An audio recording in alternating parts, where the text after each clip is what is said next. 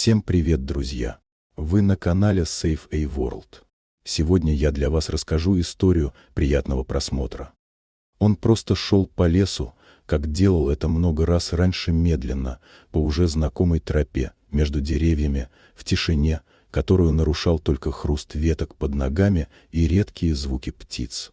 Это было его место, он жил у самого края леса, один, вдали от города, и знал каждый поворот, каждую корягу, каждый запах.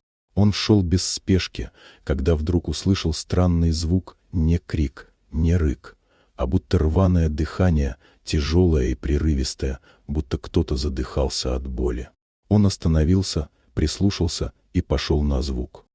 Он не знал, чего ожидать, но точно не был готов к тому, что увидел.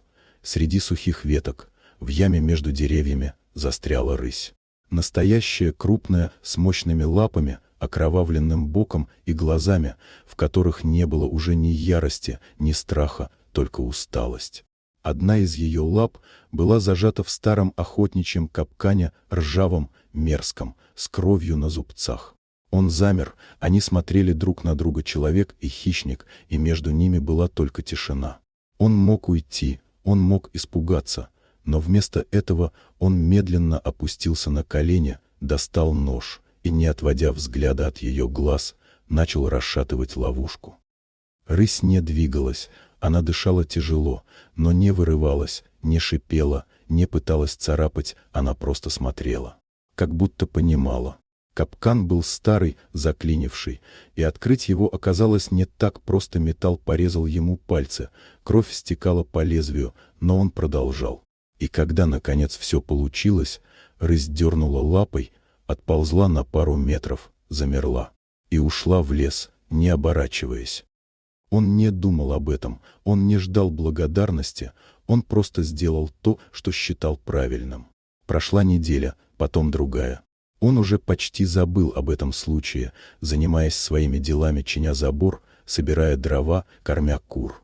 Но однажды ночью, проснувшись от шума, он заглянул в окно и остолбенел. На крыльце стояла рысь, та самая. В лунном свете она казалась почти нереальной, большая, мощная, дикая. Она смотрела прямо в дом, спокойно, без страха.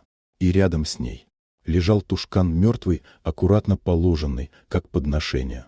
Она не двинулась, пока он смотрел, а потом развернулась и исчезла в темноте. Он вышел, медленно подошел. И только тогда понял, это был не просто жест. Это был ответ за боль, за помощь.